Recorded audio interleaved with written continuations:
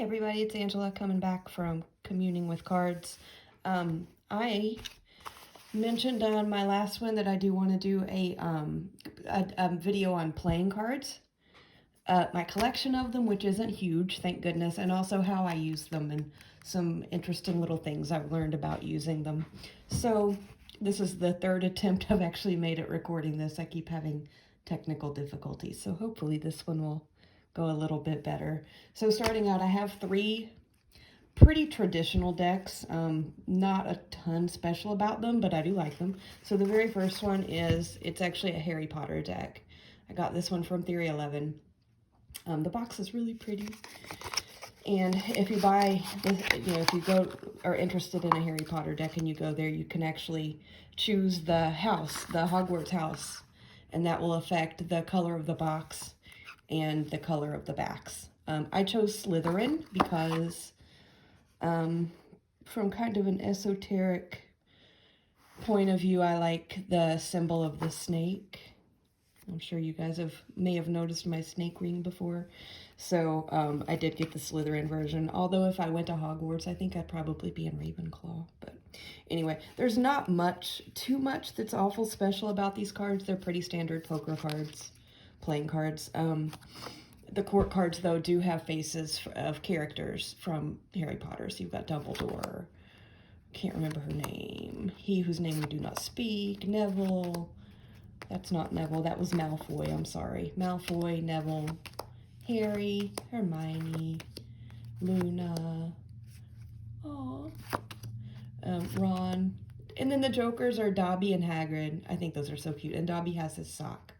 I am a sock knitter, so I always love when Dobby has his sock. Yeah.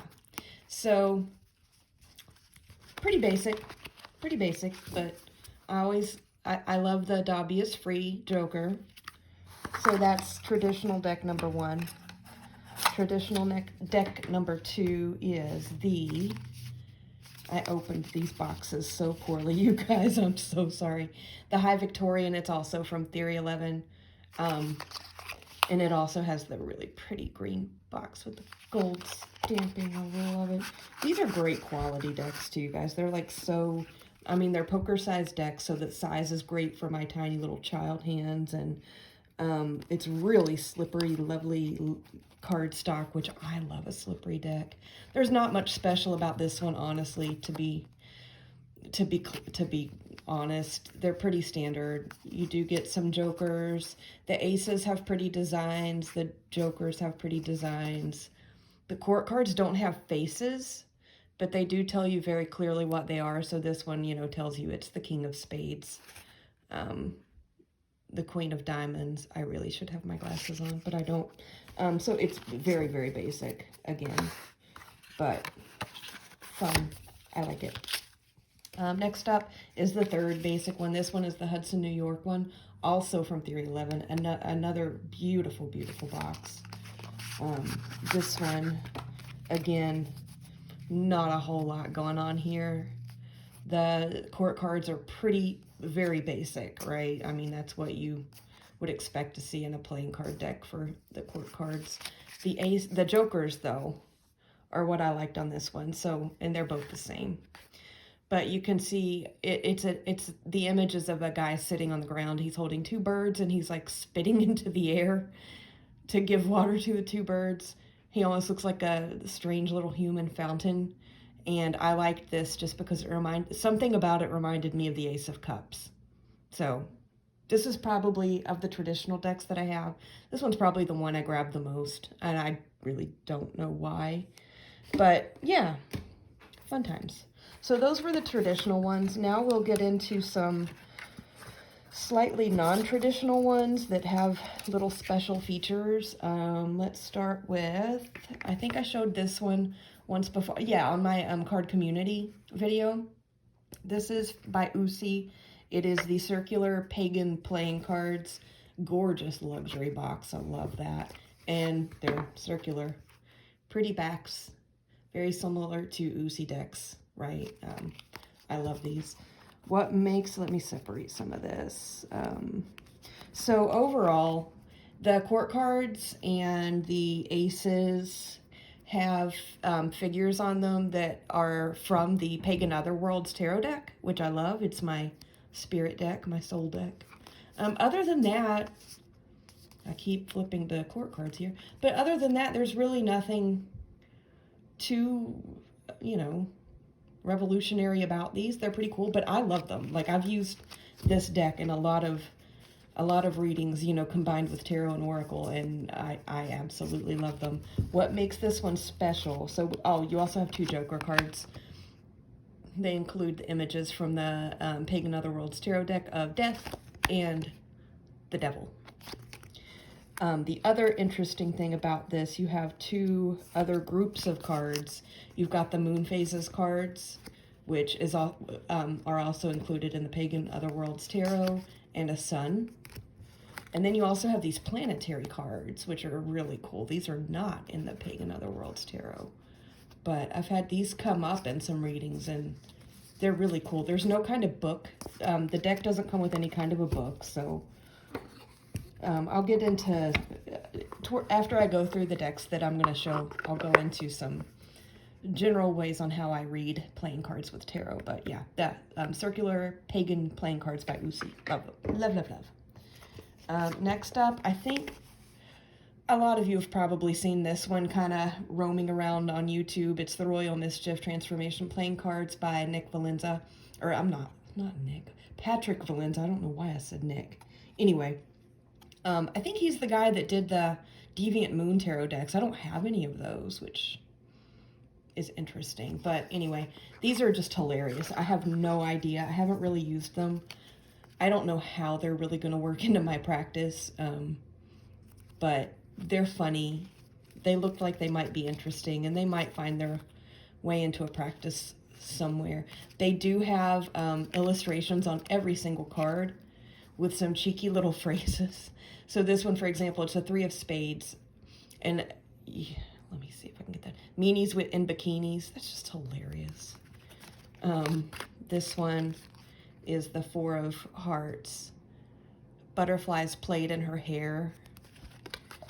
There are no sayings on the court cards, but they do have interesting little illustrations. You can see the Deviant Moon, right? The Deviant Moon influence there. Here's one more, and then we'll move on. This one is a 1, 2, 3, 4 of spades, and it's Dance Marathon.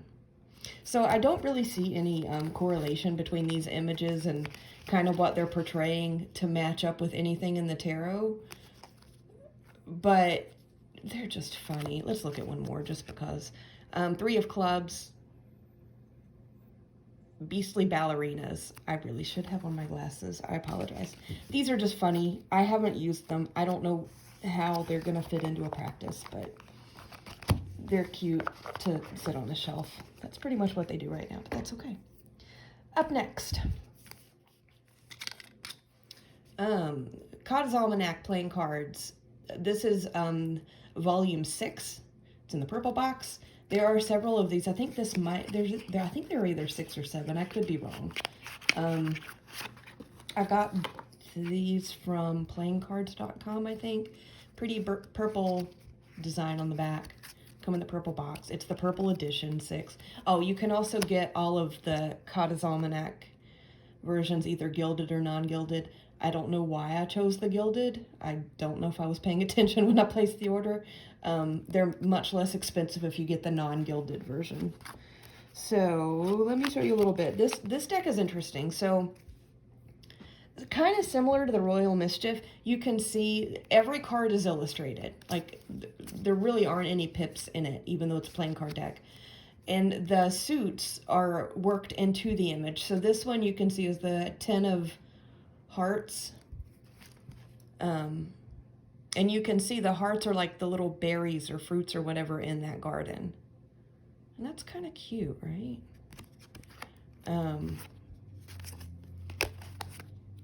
Super cute. So there's a 10 of spades, which would be 10 of swords.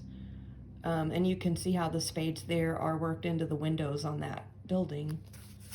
Some of the cards, I want to find one, the images are horizontal, which is actually one of the things that drew me to this deck, because I think that can really add a nice layer and a little bit of variety to a card, I mean, I use the term spread loosely because I don't really use assigned spreads, but a card layout, I guess.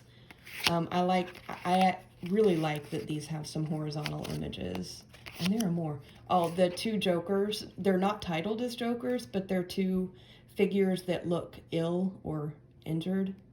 These actually are kind of reminiscent of the Five of Pentacles in tarot for me.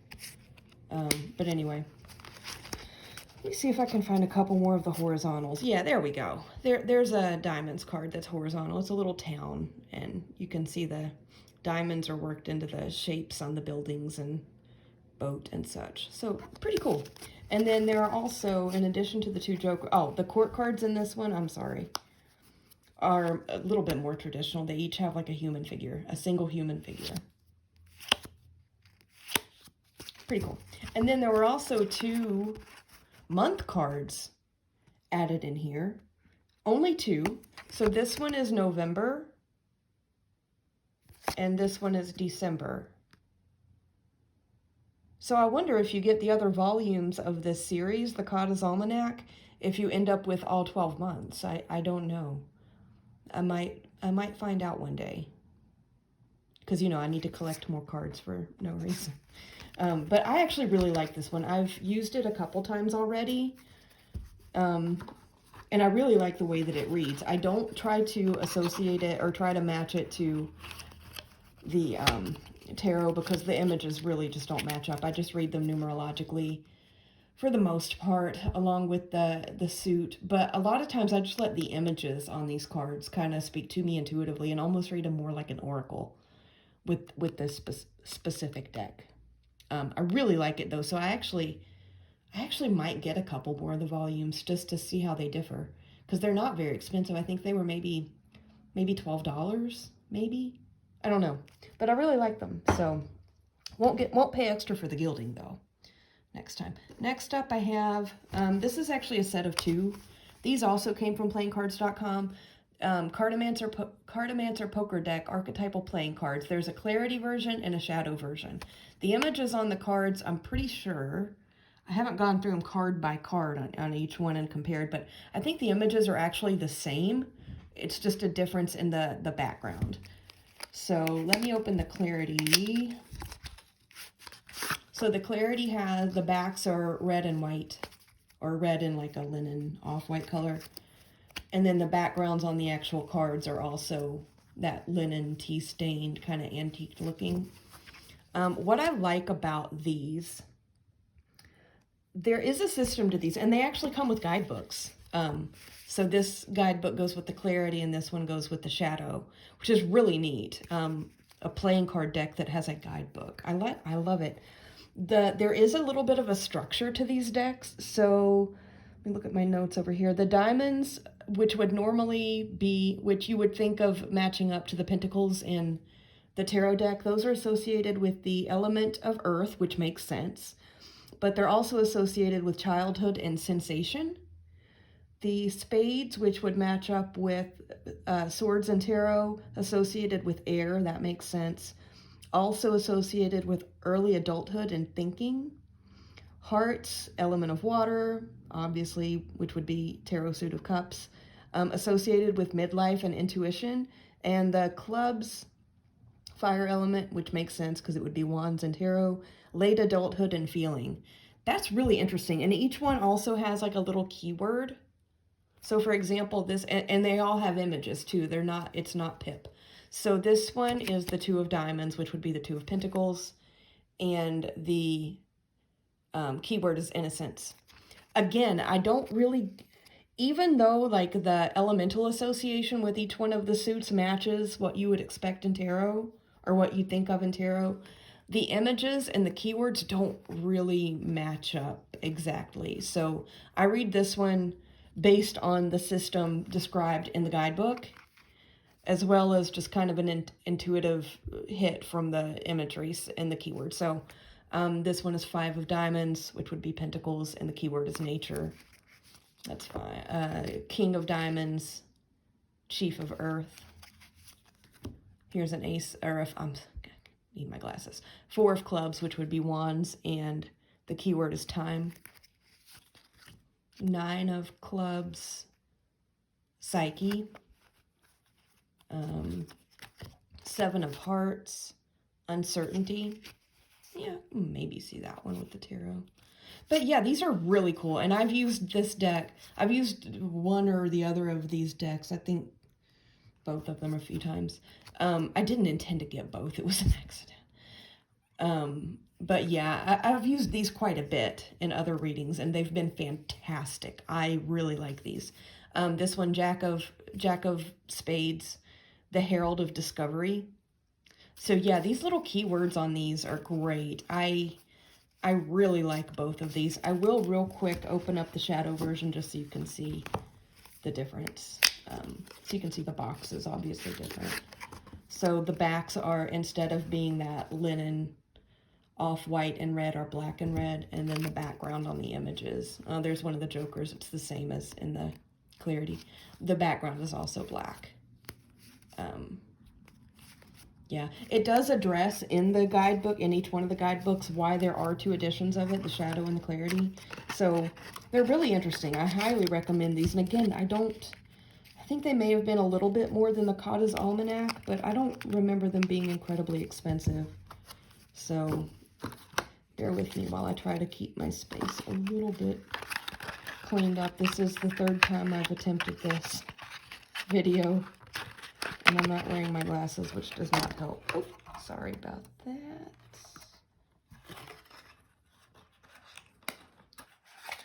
Thank you for your patience there. Let's get these 2 out of the way. Next up, I've got another super cool one.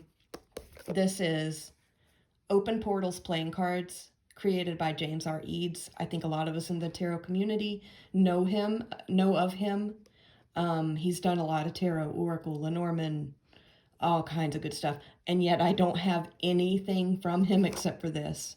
But I'll tell you, after working with this, I want more.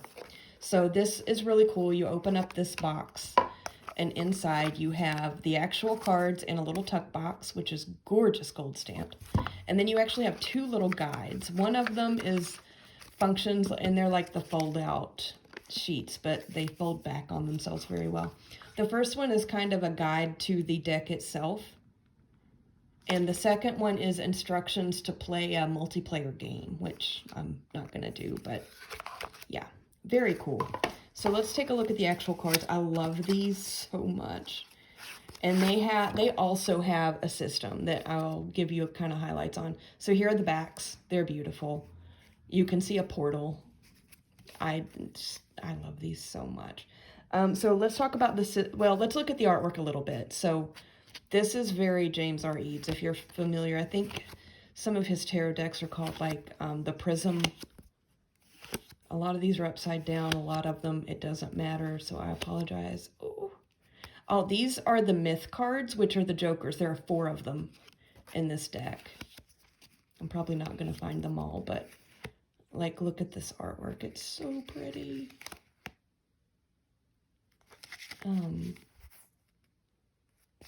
Yeah, they're beautiful. And again, because they are playing cards, they're really good for my tiny little hands to be able to hold and shuffle. So yeah, I'm going to leave these myth cards out. There's one more. It's somewhere buried in the deck, but the jokers are myth cards. So there's the Myth of Kaus. This one has these lovely snakes on it. You know I love that. This myth is associated with the cyclical nature of time rather than linear. Then there's the myth of the fractal tree, which refers to a map of everything that has existed within the bounds of time. The myth of Kuzo. Kuzo was the gatekeeper between the spirit world and the physical world. And then the other joker / myth card that's somewhere in this deck is the Great Mother, which refers to the energy in all things. So those are really interesting. In the little fold-out guidebook page poster thing, there is a spread. It does give spreads that you can do based on these myth cards, which are the jokers, which is really neat. So the structure of this deck is really cool. It actually has a structure. Let me see. The clubs, which would be the wands and tarot, are time magic. The diamonds, which would be the pentacles, are the light. The spades / swords are natural magic. And the hearts / cups are spirit magic. I have used these several times already, and I've gotten some pretty fierce readings with these, and I love them. So there is, I wish I wouldn't have just flipped back through these. I mean, let's look at this image though for a minute. So this is the 10 of hearts. The hearts is the spirit magic, and this is the portal for the healer. So another really cool thing, all of the numbered cards have a little label, a little card title that's portal for something. And then the court cards are the gods of something. So you can see this is the diamonds. The suit of diamonds in this deck is associated with the light. So this Jack of Diamonds is the god of fires. Here's the Jack of Clubs, and he is the god of synchronicity. Wow. Love it. Oh, here's the other myth card, the Myth of the Great Mother. Really nice. So there's a card in here that's the portal to the past lives. Imagine using this deck. I mean, just think about that. I wish I could find it. I wonder if it's back here, because I had it out earlier.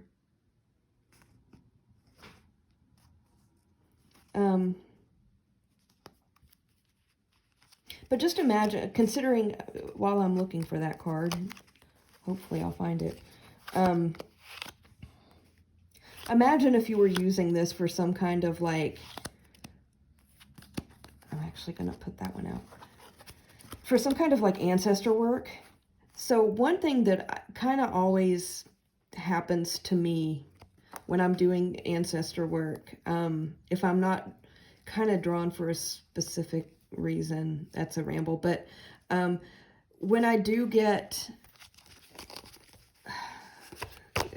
cards put down and start, seeing a message, one thing that always kind of pops into my mind with that is this from my ancestral line in this lifetime on this earth, right? Like my grandparents, great-grandparents, what I can see on a physical family tree that I've put together. Or is this a message referring to something in a past life? I do believe in reincarnation, absolutely. That's something that always trips me up, and that's always kind of nagging in the back of my mind when I do ancestral work. But this deck, one thing I love about it is, so this one is the 4 of Clubs, and it is the portal for past lives. Imagine if you had that, if you were doing a spread regarding some type of ancestor work, whatever you want to, call that practice, and this came up. I mean, that would clear that up for you, would it not? I love it. This one, for example, is, this is the 10 of Clubs, portal for the time traveler. That would almost make me think past lives as well. Maybe. It would depend on the context, I guess.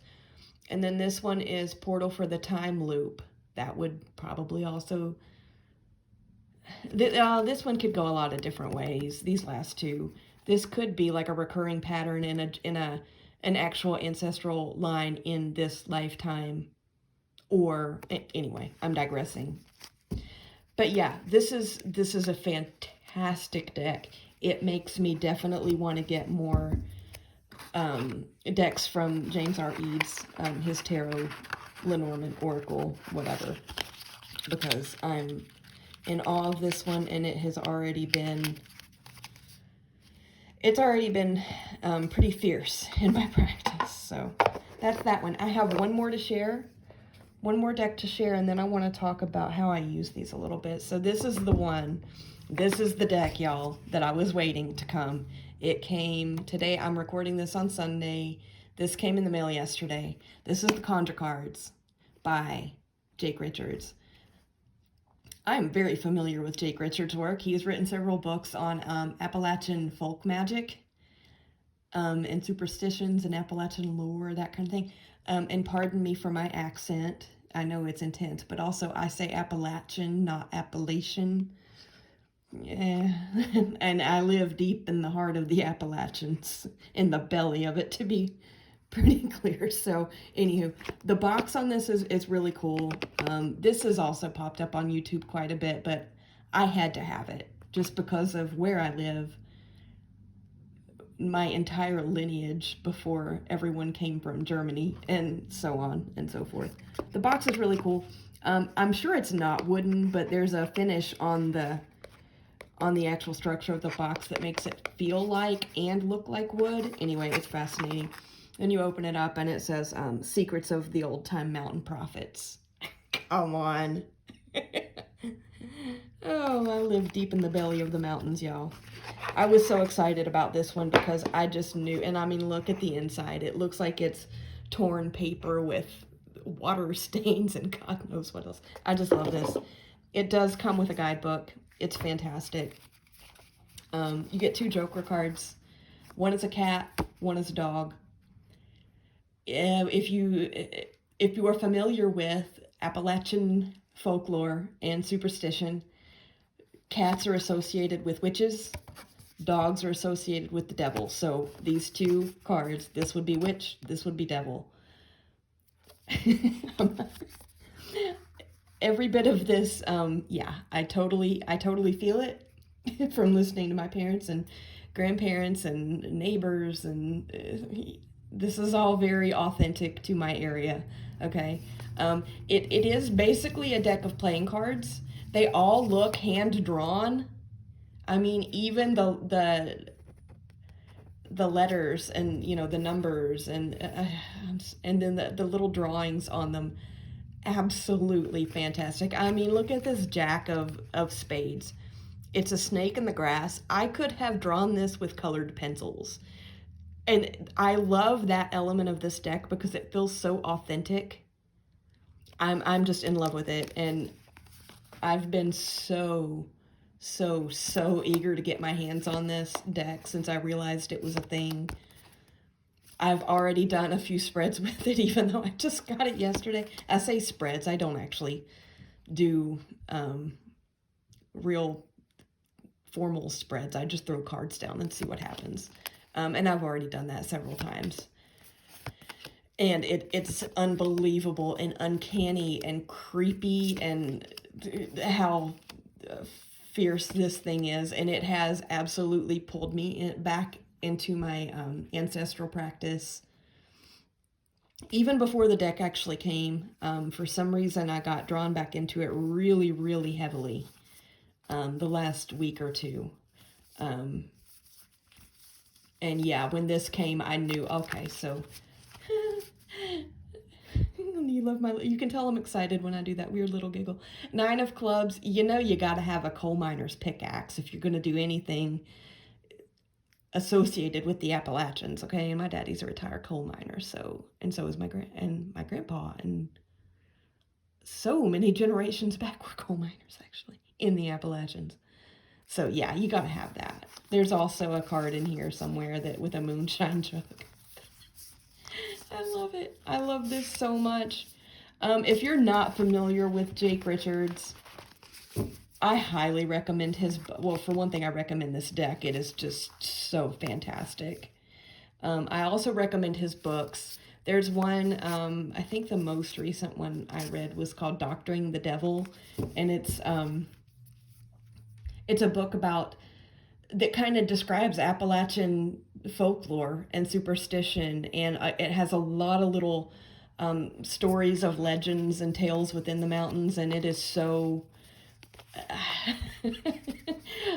it's very authentic. I love it. He has another one, I think it might just be called Appalachian Folk Magic, I don't know. Fantastic. He's a great writer. I love that he did a deck. I am fascinated with this. It's going to be coming out to play a lot in the near future. So that was the last deck that I have to share. So now we will briefly talk about how do I use them, what do I notice about them, etc. So when I do like using the playing cards. There's something about them that draws me in. And I think it might be tied to where I'm from and the culture of the backwoods and back little mountain hollers of the Appalachians, right? Because I mean, I'm thinking just back to just my grandparents, not even any further back than that. I don't know that any of them were the root workers or in the, the granny women of the mountains, although I think one may have been. But had they been, nobody would have known about it because there is a strong Christian belief system in these parts. I don't really stand in that space, but I have no problem with it. I mean, it's not a bad thing. But because of that, you would have to have worried, especially in the olden days, about being labeled as such and having people come after you, right? So you wouldn't have wanted to draw a lot of attention to yourself if you were using any kind of cards for divination or anything like that. So having an innocent little deck of playing cards, you could say you're playing poker. There's a game my dad, I don't know if it's a real game or one that he made up, but he taught it to us when we were kids, called Four Down. I don't even remember how to play it.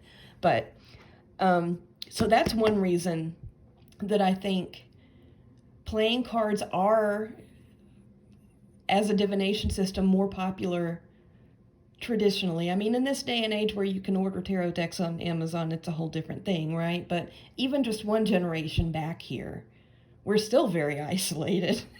Having the innocent looking tools culturally would have been a big deal. Also, just, I mean, if you think about how you could have gotten a hold of actual tarot decks here in this area, that would also have been an influence, right? You would have to use what you could get cheaply and what you could get easily.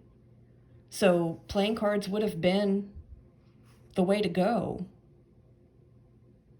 Anyway, so I do feel like, okay, I'm getting rambling. Let me look at my notes. Okay, so I did look at, when I was getting into this pretty heavily, which it's been a little while. I've had, the first playing card deck I had was the one from Uzi, the circular pagan playing cards. And I've had those for, gosh, 6 months or so. And I've used them quite a bit. So when I did get into using playing cards as within my, I don't like the word divination, but you guys know what I mean. I did look up sources. There's a fantastic book by, it's called, oh, see, now I don't even remember. Cartomancy and Witchcraft, I think. Somebody, Roger Horn. I'm sorry, I am so bad, and I didn't put it in my notes. I thought I did. Did I? Yes, Cartomancy and Folk Witchcraft by Roger Horn. That's an interesting book. I have read that one. It's pretty good. I also looked at some YouTube channels to kind of get other people's perspectives. Kelly from Truth and Story on YouTube. I'm sure a lot of us have heard of her. She's fantastic. She has quite a few videos on the topic, which were awesome. There's also another YouTuber. His name is James Feeney. He had some really good ones that I enjoyed. I liked listening to him. And one thing that he said about his experience using playing cards along with tarot or in place of tarot is that the playing cards feel raw and less defined.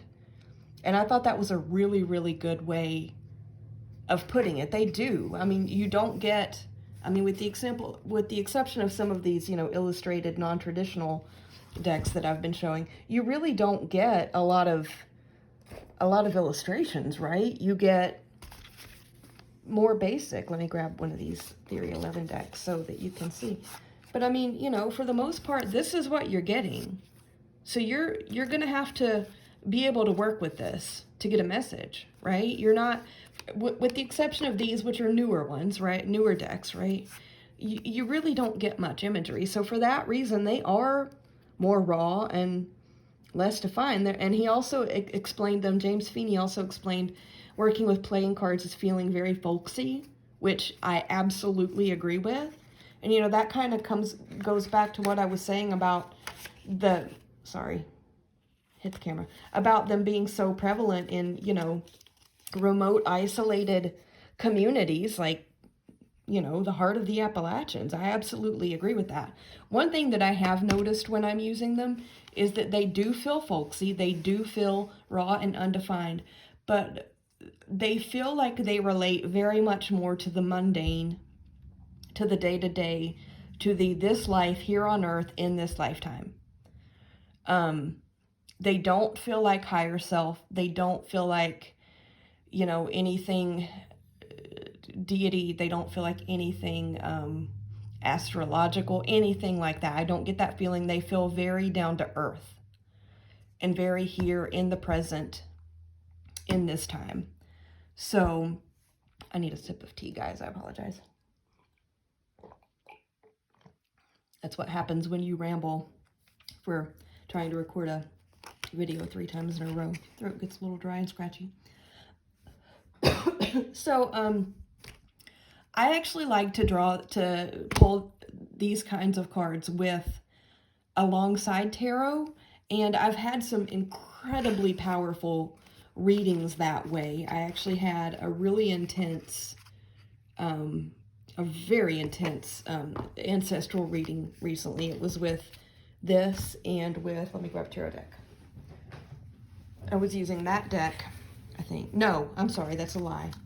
I was not using that one. I was using the Open Portals and my Darkness of Light tarot.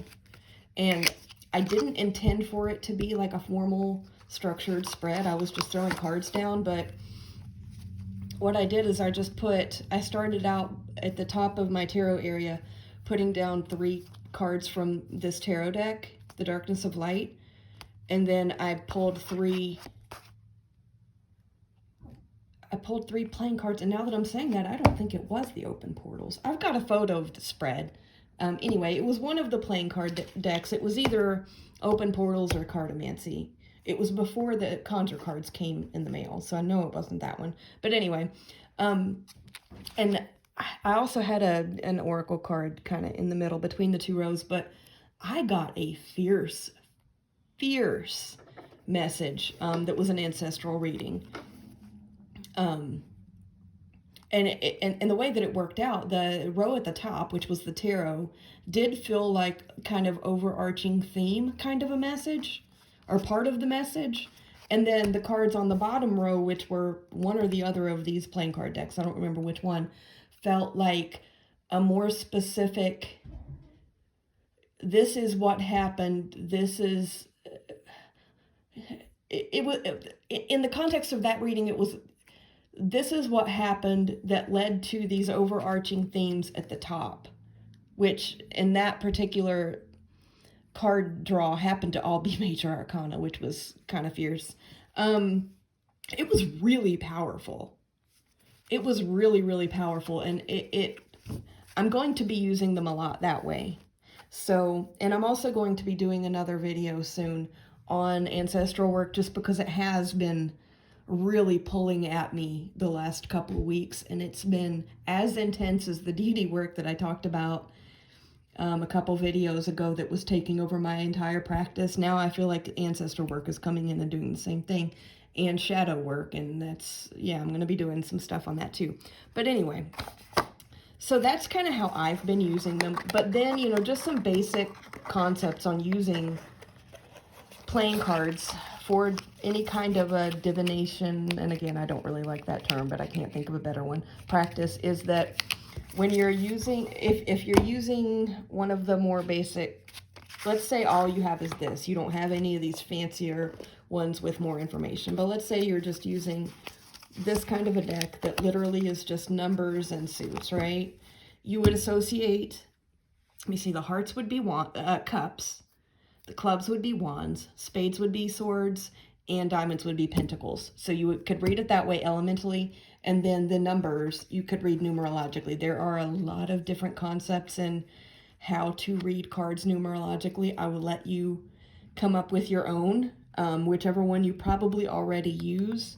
But if you're not familiar with any of numerological systems to read cards in general, I would say look at some Marseille reference books. You'll get some really good ideas there. So you can read them that way, right? What else did I want to say? Oh, one other thing. Say you have a yes or no question, right? And you pull out a deck of playing cards and you just, let's say we just put down 3 cards. Okay, so in this instance, I got one of the suits in black, which is clubs. The other one is spades. And then I got one of each of the the 2 suits that are in red. I got the diamonds and the hearts. Those 2 are red. So as a general rule, if you're looking at yes or no questions with playing cards, red means yes, black means no. Okay? Other people might have different opinions on that, but I've seen that in several different sources. So because out of 3 cards, 2 of them are red, that would be a yes for the most part, but it would be like a yes, comma, but you might want to think about whatever this is. Now, if all 3 of them had come, if all 3 of the cards I just pulled had come up as, let's pretend like I pulled these 3 as red, then it would be a solid yes. If all 3 came up with a black suit, it would be a solid no. So when you need to use, so when you're doing this for any kind of a yes or no, you need an odd number of cards so that you can have a majority of one or the other and not an even split. You could also do a 1 card for that. Now that being said, I don't use any of my cards for yes or no kind of questions, really. But that's one of the fun little folksy thing about playing cards that works that way. What else? Jokers. Jokers are kind of a thing. Some people that are very into cartomancy in general will say, take the jokers out of your deck and don't use them. I don't think so. I don't want to take anything out of my deck, right? So I do kind of use them. They can, to me, I kind of see where they fall in a spread with other cards. What other cards are around them? Let me get a sip of tea real quick. And see what they might be, see how they might play with the other ones. You can look at them as literally like a wild card or like a trickster kind of figure. You can also consider that maybe they're something about the situation is not known. And also some people read them almost like the Fool from the tarot, you know, card number 0. Innocence and naivete kind of a thing. So, you know, take them out, leave them in, whatever you want to do, use them however you want, but that's how some people do them. Because playing cards in general, for me and for a lot of other people that I've listened to or read information from, tend to be more folksy and more more on the mundane realm. I do like to use certain crystals with them. I am a crystal user. I know that people have varying opinions and, you know, it is what it is. I like them. So I like to use really grounding earth-based crystals. This is an enormous chunk of, well, it's not enormous, but a pretty big hefty piece of hematite. I love hematite. It's one of my favorites. Others that could come in handy, let's see, bloodstone. This is a fun little bloodstone skull friend that I have. Bloodstone is very on this plane of existence. Any of the jaspers, this one happens to be a Kambaba jasper.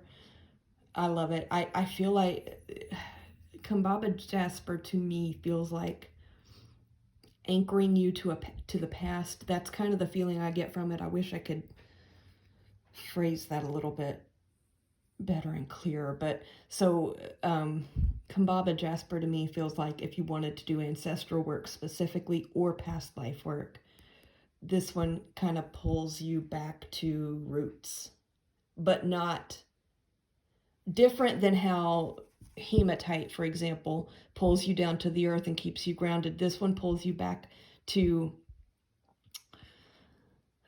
roots, as in traditions, I would say. I don't know. That's just me.